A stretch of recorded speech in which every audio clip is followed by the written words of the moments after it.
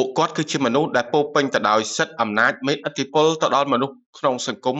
ជាមនុស្សដែលមានទស្សនវិស័យខ្ពស់មានទស្សនវិជ្ជានិងប្រាជ្ញានៅក្នុងការគិតដោះស្រាយបញ្ហាគំនិតនៅក្នុងការវិនិយោគប្រភពប្រាក់ចំណូលច្រើនរូបភាពនោះគឺជាជោគជតារិស័យរបស់មនុស្សប្រុសស្រីដែលកើតនៅក្នុងឆ្នាំរកាប្រចាំខែ10ខែតុលាឆ្នាំ2025 Subscribe Channel បន្ទាប់ជួយរូបកណ្ដឹងលោកអ្នកនឹងទទួលបានវីដេអូថ្មីៗជាបន្តមុនគេ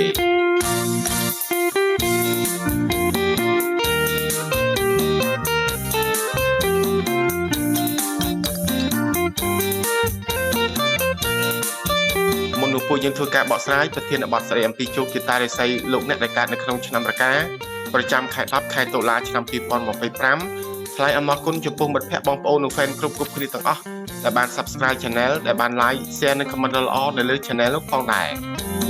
នេះគឺជាការព្យាករណ៍ជោគជតារិស័យរបស់លោកអ្នកដែលកើតនៅក្នុងឆ្នាំរកាប្រចាំខែ10ខែតុលាឆ្នាំ2025 Subscribe Channel បន្ទាប់ជួយរូបកណ្ដឹងលោកអ្នកនឹងទទួលបានវីដេអូថ្មីៗជាបន្តមុនគេយើងឃើញហើយថាអ្នកដែលកើតនៅក្នុងឆ្នាំរកាគឺជាមនុស្សដែលមានមន្តស្នេហ៍តាំងពីកំណើតមានចិត្តអង្អាចក្លាហាន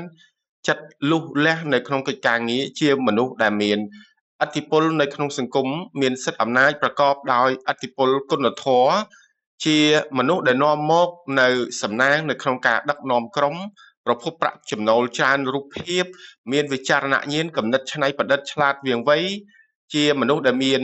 កតបកិច្ចនៅក្នុងការចិញ្ចឹមបែកបាច់និងផ្ដល់ភាពកក់ក្ដៅទៅដល់មនុស្សដែលនៅជុំវិញខ្លួននិងផ្ដល់អារម្មណ៍ល្អសម្រាប់អ្នកដែលជាមិត្តព្រមទាំងពី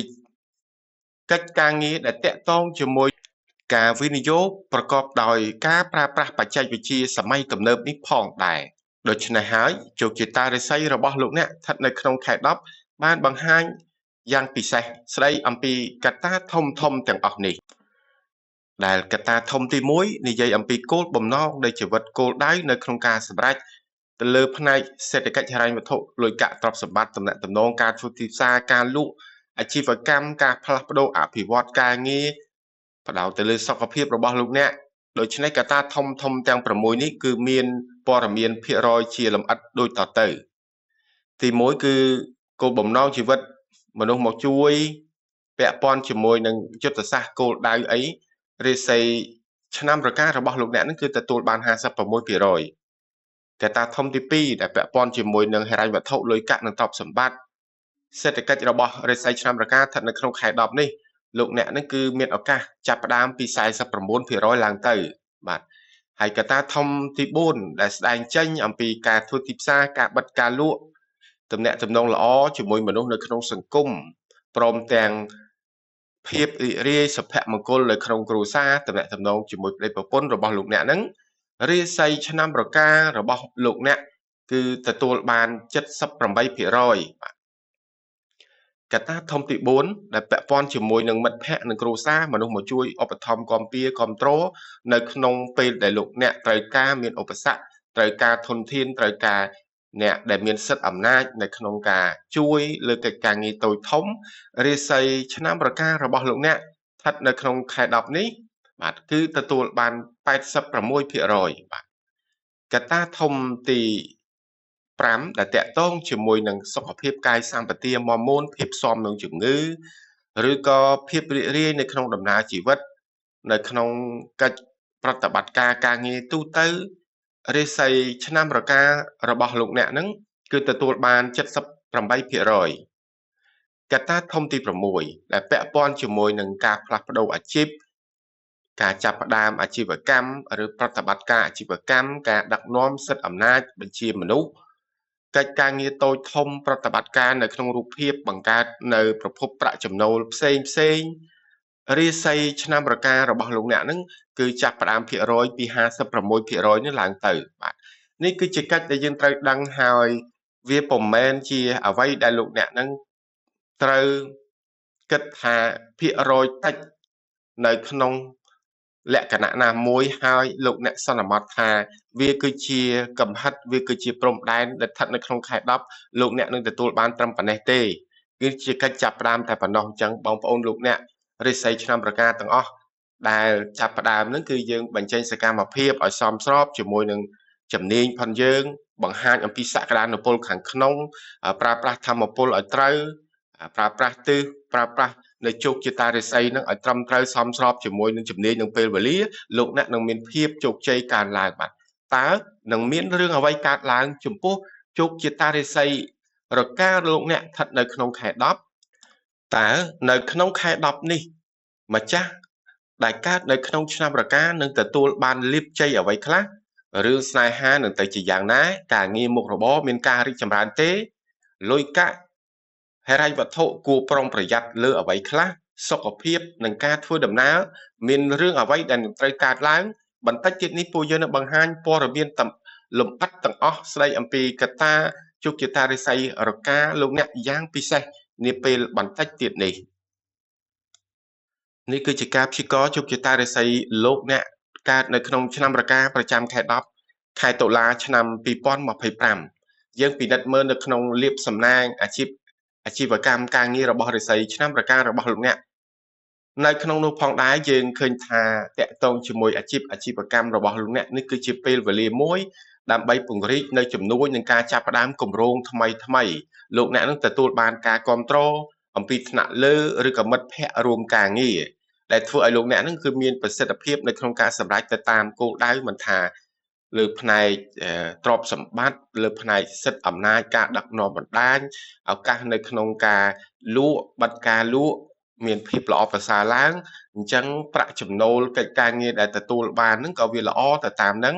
ជាឱកាសល្អជាច្រើនដែលនាំចូលមកនៅក្នុងជីវិតរបស់រិស័យឆ្នាំរកាលោកអ្នកដូច្នេះគឺត្រៀមខ្លួនឲ្យរួចរាល់បាទដើម្បីសម្រេចនឹងចាប់យកឱកាសល្អៗនៅក្នុងការងារទាំងអស់ហ្នឹងបាទអញ្ចឹងយើងឃើញថាមនុស្សដែលកើតនៅក្នុងឆ្នាំរកាសម្រាប់កិច្ចការងារទាំងឡាយហ្នឹងគឺតែងតែប្រស័យតាក់ទងជាមួយនឹងអ្នកដែលកើតនៅក្នុងឆ្នាំមមីបាទបន្ទាប់មកទៀតគឺថាអ្នកដែលកើតនៅក្នុងឆ្នាំមមែកើតនៅក្នុងឆ្នាំរោងនិងកើតនៅក្នុងឆ្នាំថោះបាទយើងឃើញថានៅកិច្ចខែ10នេះលោកអ្នកកើតនៅក្នុងរាសីឆ្នាំរកានឹងទទួលបាននៅសិទ្ធិអំណាចភាពដឹកនាំល្អលោកអ្នកមានគម្រោងផែនការការងារនៅពេលដែលបានលុយចេញអំពីការវិនិយោគក្តីលុយចេញអំពីប្រភពផ្សេងក៏ដូចជាប្រភពប្រាក់ខែរបស់លោកអ្នកក៏ដោយក៏លោកអ្នកមានគម្រោងនៅក្នុងការសន្សំដើម្បីការពារហិរញ្ញវត្ថុរបស់លោកអ្នកនៅក្នុងរយៈពេលយូរហ្នឹងនេះគឺជារឿងល្អរបស់រិស័យឆ្នាំរកាលោកអ្នកដែលគួរយល់ដឹងដោយខ្លួនឯងគឺជារឿងល្អថែមទៀតនោះគឺថាលោកអ្នកមានការឡើងទូនាទីឋានៈដែលមានការទទួលស្គាល់ចេញអំពីថ្នាក់លើថាមូលហេតុអីបានទទួលស្គាល់ឬក៏ល្អពេញចិត្តលោកអ្នកព្រោះរកានឹងរោងហ្នឹងគឺជាមិត្តសម្លាញ់នឹងគ្នាអញ្ចឹងជាធម្មពលល្អកាលណាយើងនិយាយអំពីធម្មពលនិយាយអំពីឈីនិយាយអំពីតារាសាស្ត្រសិតតែតាក់ទងជាមួយនឹងមនុស្សទេបាទដូចជាព្រឹត្តិការណ៍ល្អការឡើងទូនាទីឋានៈមានភាពល្បីល្បាញគេឈ្មោះនៅក្នុងសង្គមនៅក្នុងអង្គភាពស្ថាប័នក៏មានប្រភពប្រាក់ចំណូលច្រើនសកម្មភាពល្អសុភមង្គលឬក៏យើងថាអាជីវកម្មលូតលាស់រុងរឿងបាទឬក៏យើងមានការងារល្អមានឱកាសល្អសិតតែជាអ្វីដែលតាក់ទងទៅនឹងធម្មពលក៏ដូចជាតារាសាស្ត្របាទហើយអញ្ចឹងយើងឃើញថាស្ថិតនៅក្នុងអតិពលអ្នកដែលកើតនៅក្នុងឆ្នាំរកានេះដែលមានផ្កាយជីវិតលេខ8មានមនុស្ស2នាក់ចាំជួយលោកអ្នកចនិចឲ្យតែលោកអ្នកដឹងអំពីអត្តកម្បាំងនេះអញ្ចឹងអ្នកណាទៅដែលជួយរិស័យឆ្នាំរការបស់លោកអ្នកហ្នឹងបាទសម្រាប់អ្នកដែលកើតនៅក្នុងឆ្នាំរកាមានផ្កាយជីវិតលេខ8អត្តកម្បាំងគឺមនុស្ស2នាក់មកជួយទី1អ្នកដែលកើតនៅក្នុងឆ្នាំបសាញ់ទី2អ្នកដែលកើតនៅក្នុងឆ្នាំថោះហើយឆ្នាំថោះនេះគឺថាជួយលោកអ្នកនៅក្នុងកត្តាធំ2យ៉ាងព្រមគ្នាក្នុងពេលតែមួយបាទអញ្ចឹងទី1ហ្នឹងនៅពេលដែលបងប្អូនលោកអ្នករិស័យឆ្នាំរកាទាំងអស់ដែលកើតនៅក្នុងជោគជតារិស័យដួងជីវិតលេខ8ហ្នឹងគឺថានៅពេលដែលបងប្អូនខ្វះធនធានខ្វះចំណេះដឹងខ្វះឧបសគ្គនៅក្នុងការដោះស្រាយឧបសគ្គហ្នឹងបន្ទាប់មកទៀត បងប្អូនមានបញ្ហានៅក្នុងរឿងផ្លូវច្បាប់ឬក៏បញ្ហាប្រឈមឬហិរញ្ញវត្ថុឬក៏យុទ្ធសាស្ត្រនៅក្នុងការគ្រប់គ្រងដឹកនាំទាំងអស់នេះមនុស្សដែលកើតនៅក្នុងឆ្នាំម្សាញ់និងឆ្នាំថោះជួយរាសីឆ្នាំរការបស់លោកអ្នកបានបាទអញ្ចឹងនៅពេលដែលយើងខ្វះគំនិតខ្វះផែនការខ្វះយុទ្ធសាស្ត្រខ្វះបច្ចេកវិទ្យានៅក្នុងការដឹកនាំសិក្សាស្រាវជ្រាវអភិវឌ្ឍផលិតផលឬក៏រៀបចំនៅក្នុងរបៀបវិរៈផ្សេងរិស័យឆ្នាំរការបស់លោកអ្នកនឹងអាចពឹងពាក់មនុស្សដែលកើតនៅក្នុងឆ្នាំថោះបានអញ្ចឹងយើងឃើញថាវាមានធម្មពលពិសេសស្ថិតនៅក្នុងធម្មពលនៃ lifestyle របស់លោកអ្នកធម្មពលលេខ8វាសហប្រតិបត្តិការគ្នាជាមួយនឹងឆ្នាំរការបស់លោកអ្នកណាកុំគិតថារកាឆុងថោះមួយក៏ថោះជួយយើងមកឆុងគ្នាអញ្ចឹងវាមានកិច្ចពិសេសវាមានអត្ថកម្បាំងពិសេសដែលលោកអ្នកត្រូវចងចាំថារាសីឆ្នាំរកាដែលមានផ្កាយជីវិតលេខ8នៅក្នុងសតិបញ្ញាប្រាជ្ញាដឹកនាំអីគឺយើងអាចពឹងពាក់ពួកគាត់បានបាទអញ្ចឹងយើងឃើញថានៅក្នុងការធ្វើទីផ្សារនៅក្នុងការអភិវឌ្ឍគម្រោងនៅក្នុងការធ្វើឲ្យលោកអ្នកមានភាពល្បីល្បាញនៅក្នុងសង្គមមានការគ្រប់គ្រងបណ្ដាញល្អរិស័យឆ្នាំរការបស់លោកអ្នកហ្នឹងត្រូវពឹងពាក់អ្នកដែលកើតឬក៏សហការជាមួយនឹងអ្នកដែលកើតនៅក្នុងឆ្នាំមមីបាទអញ្ចឹងតកតងជាមួយនឹងការងារអាជីវកម្មពាណិជ្ជកម្មឬក៏ការងារតកតងតំណែងតំណងទូទៅនៅក្នុងសង្គមការងារសង្គមទូទៅរិស័យឆ្នាំរការបស់លោកអ្នកហ្នឹងគឺតែងតែប្រស័យតកតងជាមួយអ្នកដែលកើតនៅក្នុងឆ្នាំថោះបាទហើយនឹងឆ្នាំមមែនឹងផងដែរអញ្ចឹងយើងឃើញថាសម្រាប់ការគិតការធ្វើទីផ្សារមមែស្ថិតនៅក្នុងកិច្ចការងារសង្គមទូទៅការអភិវឌ្ឍគម្រោងណាអ្នកដែលកើតឆ្នាំមមែនឹងជួយរិស័យឆ្នាំរការបស់លោកអ្នកនៅក្នុងការធ្វើទីផ្សារពង្រីកដោះស្រាយបញ្ហាតូចធំបានទាំងអស់ហើយយើងអាសាជួបពួកគាត់ញឹកញាប់នៅក្នុងកិច្ចការងារនៅក្នុងសង្គមនឹងជាពិសេសក៏អ្នកកើតក្នុងឆ្នាំថោះគឺថារិស័យឆ្នាំរកាហ្នឹងគឺតែងតែជួបនឹងថោះហ្នឹងក្នុងគោលបំណងដើម្បីវិនិយោគរកស៊ី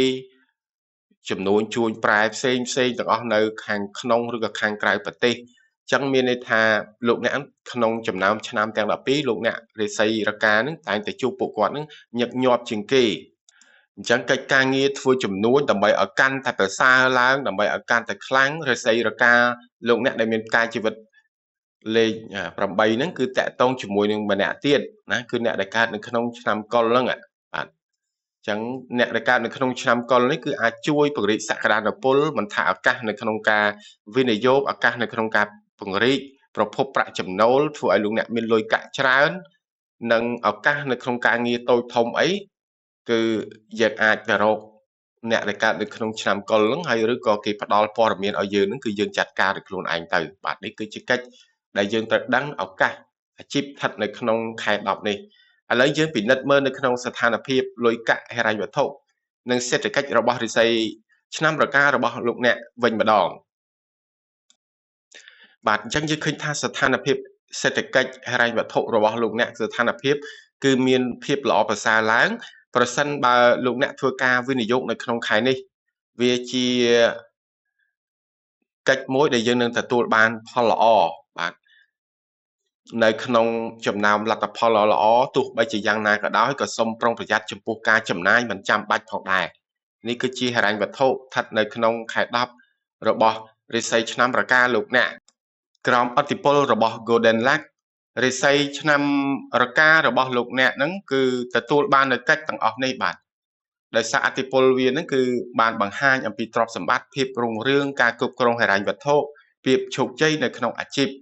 ទ្រព្យសម្បត្តិនៅក្នុងរុងរឿងតារាសាស្ត្រនេះគឺតំណាងឲ្យភាពស្រុកស្ដំនិងការប្រមូលទ្រព្យការកើនឡើងនៃទ្រព្យសម្បត្តិស្ថិរភាពក្នុងផ្នែកហិរញ្ញវត្ថុជាពិសេសនេះគឺថា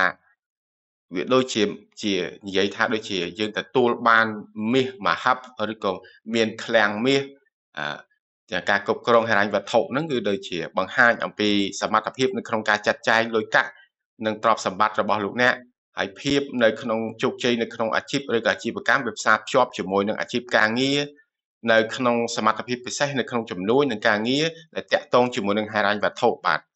នេះគឺជាអ្វីដែលជាអតិពលរបស់តារាសាស្ត្រល្អជួយរិស័យឆ្នាំរកាលោកអ្នកស្ថិតនៅក្នុងខែ10នេះហើយយើងនៅមាន C stage ឬក៏ release និង general star នឹងផងដែរបាទអញ្ចឹងយើងឃើញថាក្រោមអតិពលរបស់ C stage តារាសាស្ត្រនេះបានជួយរិស័យឆ្នាំរការបស់លោកអ្នកនឹងឲ្យមានភាពជោគជ័យនឹងការឡើងតំណែងអញ្ចឹងបងប្អូនលោកអ្នកនៅពេលដែលយើងទទួលបានអតិពលវិជ្ជមាននៅក្នុងជីវិតអញ្ចេះយើងឡើងនៅឋានៈឡើងប្រាក់ខែនៅទទួលបានការទទួលស្គាល់ចេញអំពីឋានៈលើនឹងអ្នកមានអំណាចហើយជួយអំពីមនុស្សធំធំដែលមានអធិបុលសក្តានុពលឬក៏អិសរជនស្ថិតនៅក្នុងសង្គមហ្នឹងជួយអំពីអ្នកដែលមានឋានៈខ្ពស់ឋានៈដឹកនាំគ្រួសារយើងអ្នកមានគុណឬក៏អ្នកមានបទពិសោធន៍ឃើញជារឿងល្អៗសម្រាប់វិស័យឆ្នាំរការបស់លោកអ្នកហើយមានកិត្តិយសនិងមានកិត្យានុភាពអញ្ចឹងអធិបុលនៃ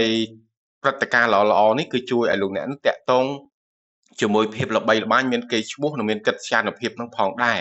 ទទួលបានការគោរពនិងភាពល្បីល្បាញស្ថិតនៅក្នុងអ្វីដែលយើងឃើញថាមនុស្សគេមើលឃើញថាលោកអ្នកគឺជាមនុស្សដែលពោពេញទៅដោយសមត្ថភាពនិងអំណាចហើយចំពោះការសិក្សារៀនសូត្រអភិវឌ្ឍខ្លួនលើគ្រប់រូបភាពគឺជំរុញឲ្យលោកអ្នកនឹងគឺមានការអភិវឌ្ឍខ្លួនជាប្រចាំទាំងចំណេះដឹងទាំងជំនាញដើម្បីត្រៀមខ្លួនសម្រាប់នៅឱកាសថ្មីដែលនឹងឈានចូលមកដល់បាទ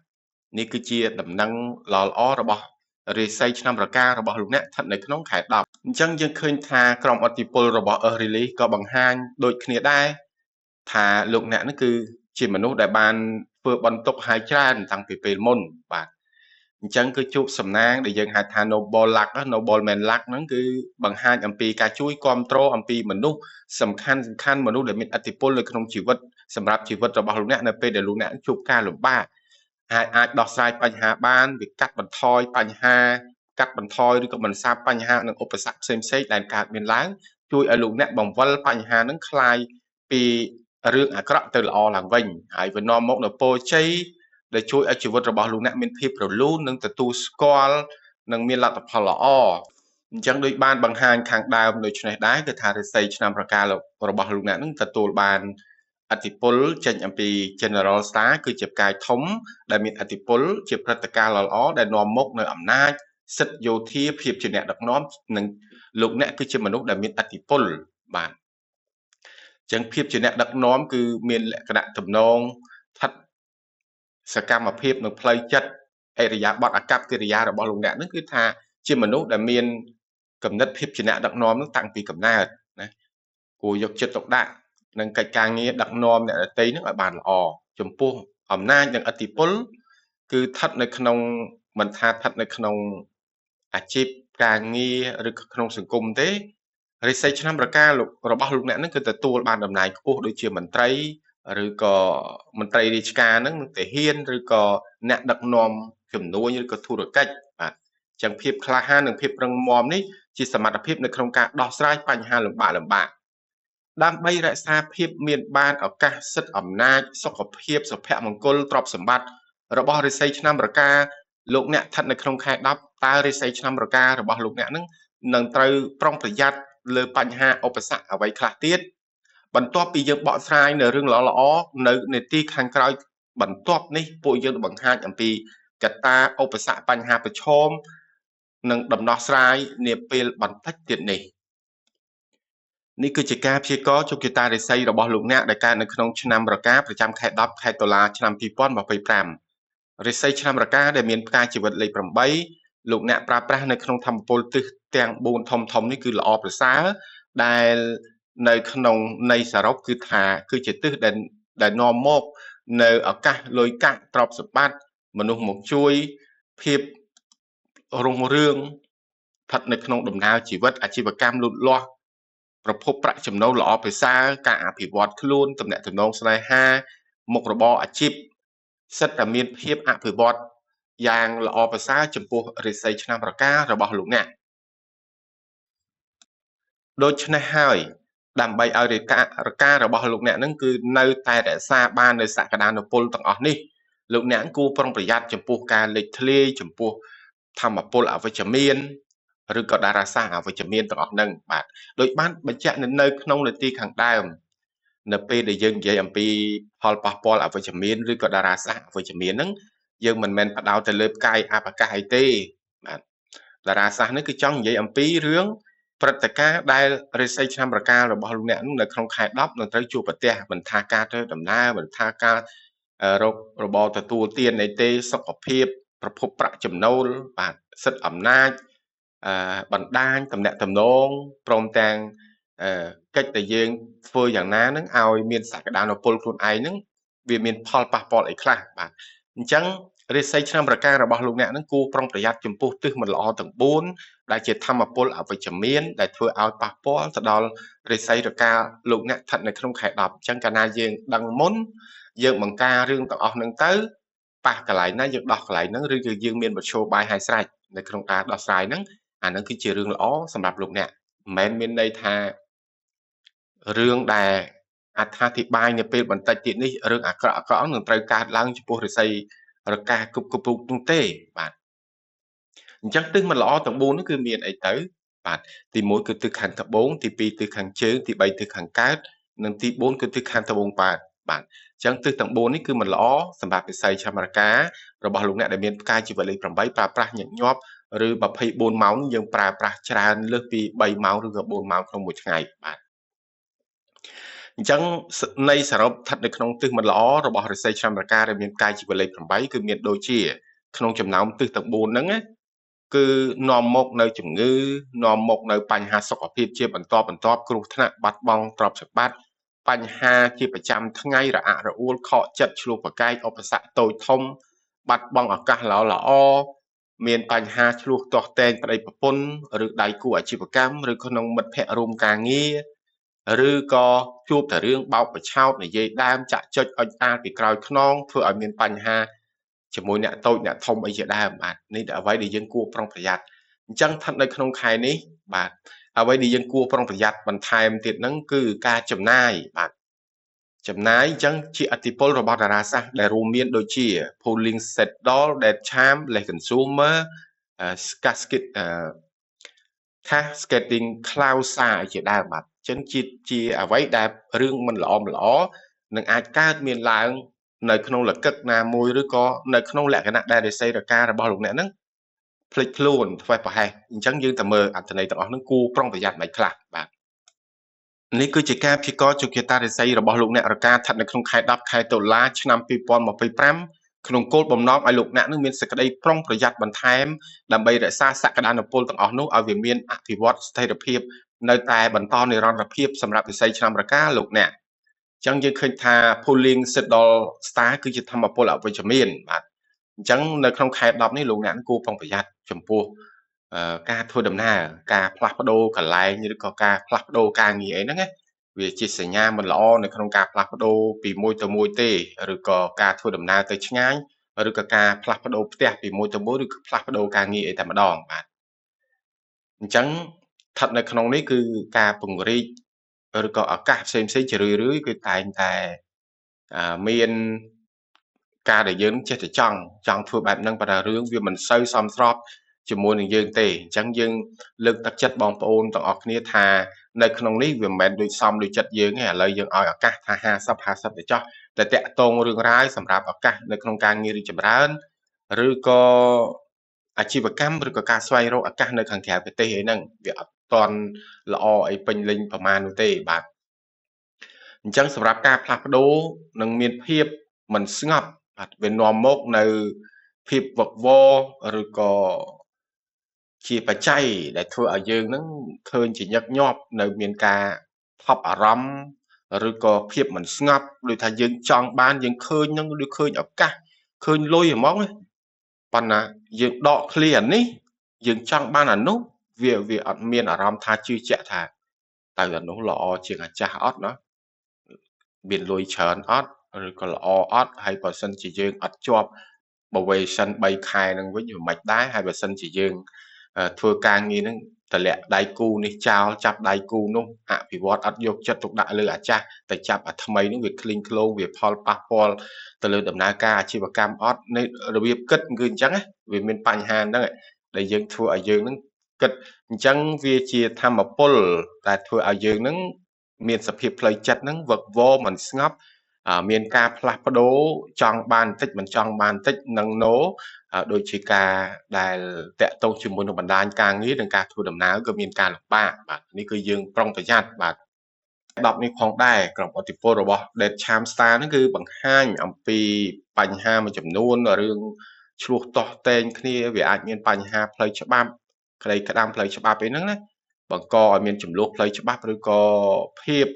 អាក្រក់ដល់គូសកលមានន័យថាវាអាចប៉ះពាល់រឿងអីខ្លះបើមិនប៉ះប្តីប៉ះប្រពន្ធអញ្ចឹងទៅអញ្ចឹងតោះតែយើងតមមាត់តមពាក្យតមសម្ដីព្រោះអធិពលតារាសាស្ត្រនេះគឺវាកិច្ចវាធ្វើឲ្យយើងអញ្ចឹងហើយបើមិនមានរឿងអីហ្នឹងទេពិនិត្យថែរក្សាសុខភាពខ្លួនឯងវាអាចប៉ះពាល់លើសុខភាពភាពស៊ាំនឹងជំងឺបាទហើយរឿងខ្លះក៏មានរឿងឲ្យធ្វើឲ្យយើងឈឺក្បាលទុក្ខសោកកាន់ទុក្ខឬក៏រឿងដែលអ្នកផ្សេងទៀតចំណែនបៀតបៀនលោកអ្នកជារឿងរ៉ាវដែលអ្នកដទៃធ្វើឲ្យលោកអ្នកហ្នឹងគឺមានភាពរញ៉េរញ៉ៃនៅក្នុងការងារនិងបញ្ហាផ្លូវចិត្តមួយចំនួនដែរអញ្ចឹងយើងត្រូវត្រៀមលក្ខណៈទាំងអស់ហ្នឹងបាទស្ថិតនៅក្នុងខែ10ហ្នឹងអញ្ចឹងដើម្បីត្រៀមលក្ខណៈនឹងថែមវាតតែយើងនឹងគិតគូររឿងលុយកាក់ប្រាក់ចំណូលយើងនឹងឲ្យបានល្អព្រោះលេខ consumer នឹងបង្ហាញថាលោកអ្នកនឹងចាយវាអត់ប្រយោជន៍ពិបាកសន្សំលុយហើយមានខាតបង់នៅក្នុងរឿងការងារឬបុកជំនួយនេះកើតឡើងអាចញឹកញាប់នេះគឺអ្វីដែលយើងត្រូវដឹងបាទ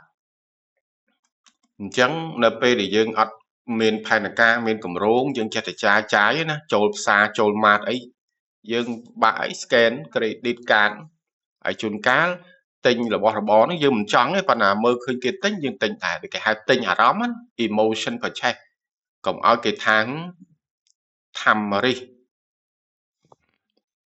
មើលទៅមិនស៊ីបលាយអីចឹងទៅយើងឃើញគេអញ្ចឹងយើងទិញតែតាមពិតយើងអត់សូវចង់ប្រមាណទេបាទអាហ្នឹងជាញឹកញាប់អញ្ចឹងដូចថាទិញរបស់កាពិកប៉ុកបន្តិចហើយទិញយកមកចោលទិញអត់ប្រើទេអត់តែឃើញបានទិញណាភាគច្រើនហ្មងហើយបាយផ្ទះអត់សូវទេបាយក្រៅញឹកញាប់តិចបាយថ្ងៃត្រង់តិចបាយល្ងាចបាយព្រឹកបាយខ្លួនឯងអត់ជួនកាលធ្វើម្ហូបឲ្យទុកចោលបាទតិចតួចម៉ាត់ពីម៉ាត់ដេកបាទអានេះហើយគឺជាអ្វីដែលលោកអ្នករិស័យឆ្នាំរកាគួរយកចិត្តទុកដាក់ស្ថិតនៅក្នុងខែ10នេះហើយអធិពលមួយចំនួនទៀតក៏យើងត្រូវដឹងរឿងខ្លះលោកអ្នកនឹងពិបាកចិត្តបាទពិបាកចិត្តនៅក្នុងនោះគឺមានសភាពថាអារម្មណ៍យើងប្រែប្រួលខ្លាំងម្ដងរីករាយម្ដងការទុកប្រែប្រួលក្រៀមក្រំភ្លាមណាហើយមានមន្ទិលសង្ស័យច្រើនមិនទុកចិត្តរឿងតំណែងតំណងគេជួយយើងហើយនៅគិតទៀតបែកនេះយកកុំប្រឆុងពីអញច្រើនប៉ុណ្ណាទេដឹងថាយ៉ាងម៉េចទេទុកចិត្តបានតែប៉ុន្តែគេជួយយើងដោយស្មោះសរអញ្ចឹងជាអារម្មណ៍ផងយើងដែលយើងគួរប្រុងប្រយ័ត្នហើយមានការបាត់បង់ការប្រឈមឬបើសិនតែយើងមិនយកចិត្តទុកដាក់ទេអារឿងខ្លះមួយចំនួនបង្កពីតូចទៅធំអាចទៅជាចំនួនបែកបាក់ស្នេហាប្រិយប្រពន្ធឬក៏ទំនាក់ទំនងល្អៗជាមួយដៃគូអាជីវកម្មអីជាដើមមូលហេតុបានអញ្ចឹងឥឡូវយើងឃើញពិនិត្យមើលថានៅក្នុង